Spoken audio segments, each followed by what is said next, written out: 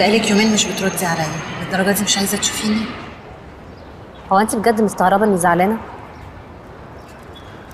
انا اسفه، ما عنديش اي مبررات للي انا عملته، بس انتي حطي نفسك مكاني. انا لو حطيت نفسي مكانك يا ندى كنت عمري ما هشك فيكي. بس ده اللي انا سمعته، ولما واجهتك ما دافعتيش حتى عن نفسك او قلتي لي الحقيقه. عشان انت المفروض عارفاني وعارفه اني ما اعرفش ابقى في وضع المتهمه اللي المفروض ارد وادافع عن نفسي. ما انا لما فهمت اني غلط جيت اعتذرلك، ولو عايزه حاجه اكبر من الاعتذار انا مستعده اعملها. بس هو الموضوع مش موضوع اعتذارات، الموضوع بجد اني صعبت عليا نفسي.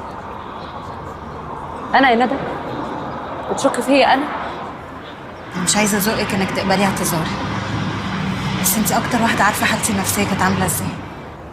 لا، انا عارفه ومقدره كل حاجه انت مريتي بيها، واي حاجه انا عملتها عشانك كنت عشان بحبك وخايفه عليكي.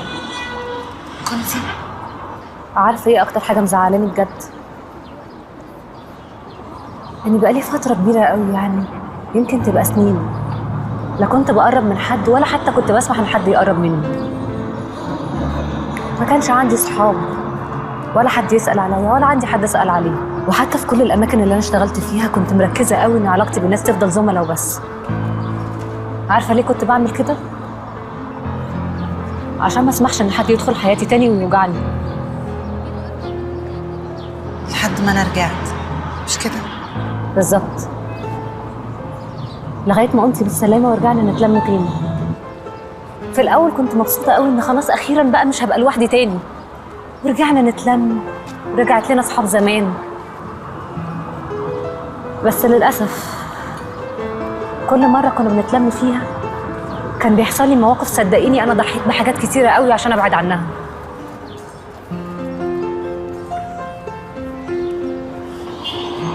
انا اسفه، وهسيبك تهدي من ناحيتي خالص. لما تحسي انك قادره تسامحيني قوليلي.